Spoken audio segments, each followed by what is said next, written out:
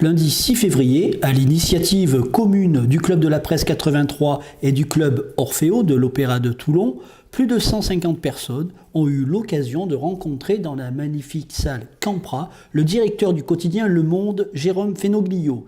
Cet Olioulé, directeur depuis juin 2015, est venu présenter l'état du quotidien, de ses innovations, ses engagements et ses ambitions.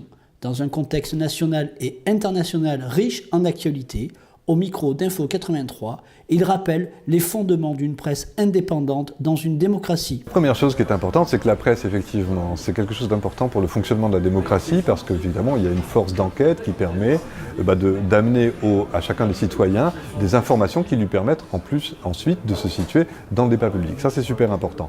Avant les valeurs, avant l'engagement, il y a une pratique professionnelle. Et c'est ça qui fait la différence avec beaucoup de choses qu'on peut voir sur Internet.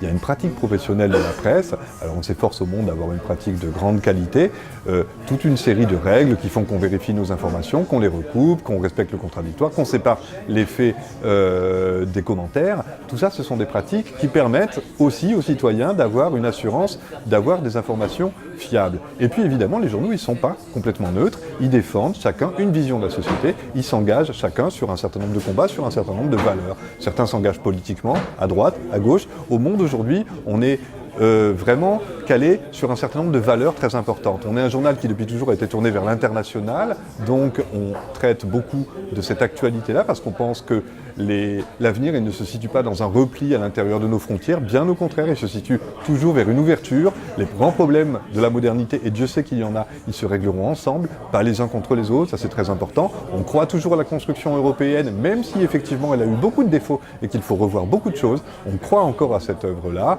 On défend les libertés contre le risque d'une société de surveillance, on défend beaucoup effectivement les libertés individuelles et les libertés collectives, dont la liberté d'expression, dont nous sommes au monde, évidemment, un des représentants. Et on défend bien sûr le principe d'une indépendance des rédactions vis-à-vis des pouvoirs économiques et politiques. Nous avons cette chance au monde d'avoir des statuts qui nous permettent de fonctionner de manière très indépendante et de pouvoir continuer à porter ce message-là. L'auditoire était de qualité, beaucoup d'échanges ont eu lieu entre le public et Jérôme Fenoglio, preuve que les citoyens ont besoin d'y voir plus clair pour une meilleure compréhension du monde. Toujours est-il que 70 ans après la Libération, le journal Le Monde est toujours là, avec la volonté farouche de continuer à défendre la liberté de la presse, d'autant qu'il a su nous montrer sa capacité à innover, comme par exemple la nouvelle édition quotidienne proposée aux jeunes sur leur réseau social préféré, Snapchat.